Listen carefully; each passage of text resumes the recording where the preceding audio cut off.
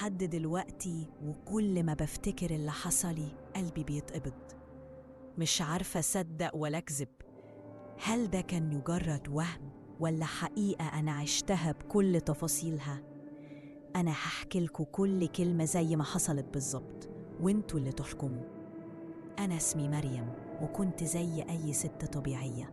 حياتي كانت ماشية هادية ورايقة. بس من كام سنة كده بدأت تجيلي نوبات الأرق دي. مش مجرد يوم ولا 2، الموضوع كان بيطول لأسابيع. أبقى بالليل بالساعات صاحية، عيني متعلقة في السقف، أحاول أنام، مفيش أي فايدة. في الأول قلت يمكن بسبب ضغط الشغل أو التفكير في مسؤوليات البيت، بس الموضوع بدأ يتطور لحاجة أغرب بكتير. بقيت أحس بحاجات غريبة لما أكون بين النوم والصحيان. يعني مثلاً أبقى لسه عيني مفتوحة بس جسمي كله منمل ومش قادرة أحركه شبر واحد، وكأني واعية وفاهمة كل حاجة حواليا بس مش قادرة أتحكم في نفسي خالص. ده اللي الناس بتسميه الجافوم، أو زي ما بيقولوا عندنا في الصعيد الكابوسة اللي بتقعد على الصدر. أول مرة حصل لي فيها الموضوع ده بجد كانت مرعبة لدرجة إني عمري ما هنساها. نمت زي ما بنام كل يوم، بس صحيت فجأة. صحيت بس لقيت نفسي متكتفة ومش قادرة أقوم. اسمي كأنه مربوط بسلاسل من حديد. حاولت أصرخ، أتحرك، أقاوم، مفيش فايدة. حسيت إن في ضغط رهيب على صدري، كأن حاجة تقيلة قوي قاعدة عليا ومكتفاني. عينيا كانت مفتوحة نص فتحة. الأوضة ضلمة تماماً، بس في نور خفيف جداً جاي من الشارع من الشباك. وبصيت ناحية باب الدولاب، لقيت خيال أسود طويل ورفيع واقف في الضلمة. معرفتش أحدد ملامحه خالص، بس حسيت بيه. حسيت إنه بيبصي بتركيز. قلبي كان هيقف من الرعب. حاولت أغمض عينيا، مش عارفة. حاولت أبعد بصري، مفيش تحكم على عيني. فضلت أبص عليه وهو واقف ثابت مكانه، وكأن الزمن وقف عند اللحظة دي. الموضوع ما وقفش عند مرة واحدة بس، لك أبات خايفة مرعوبة. كل ما أنام أحس إني هصحى على نفس الإحساس المئيد ده.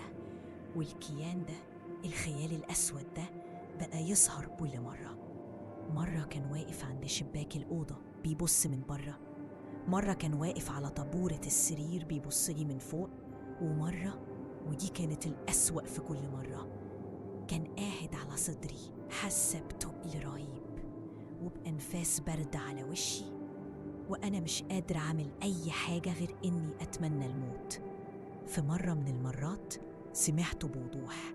سمعت صوت خفيف بس واضح وقوي في نفس الوقت، كأنه بيتمتم بكلام مش مفهوم، أو يمكن كلام أنا مش قادرة أستوعبه من كم الرعب اللي كنت فيه. بس جملة واحدة بس هي اللي لزقت في دماغي.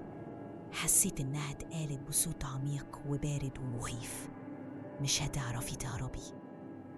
حاولت ألاقي أي تفسير منطقي لكل ده. رحت لدكاترة نفسيين، قريت كتب، ناس نصحوني بالشوخ. كل واحد كان يقولي ده مجرد توتر، ده نفسي، ده مجرد كابوس. بس أنا كنت متأكدة إن اللي بيحصل لي ده مش مجرد أحلام ولا هلوسات. في ليلة من الليالي صحيت من النوم طبيعي جدا. قمت من السرير عادي. حسيت براحة كبيرة، إني مش متكتفة وإني حرة الحركة. قمت ألبس عشان الشغل وببص في المراية عشان أسرح شعري. لقيت على رقبتي علامات حمراء، كأن صوابع حد كانت ماسكة في رقبتي بقوة وبقسوة. 3 صوابع واضحة تماما وخدوش خفيفة ومؤلمة. ساعتها رجلي ما شالتنيش. قعدت على الأرض من الصدمة والرعب، ودموعي نزلت لوحدها. اتأكدت إن اللي بيحصل لي ده مش مجرد جفون ولا مجرد كابوس.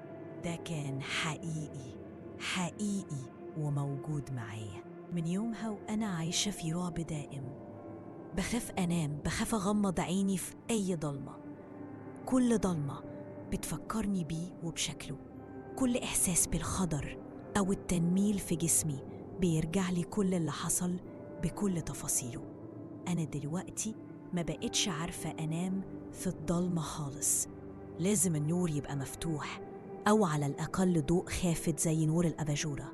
يمكن الناس تفتكرني بتدلع أو بهزر أو إني اتجننت، بس أنا اللي شفت بعيني، واللي شافته عيني ما يقدرش قلبي ولا عقلي ينساه أبداً.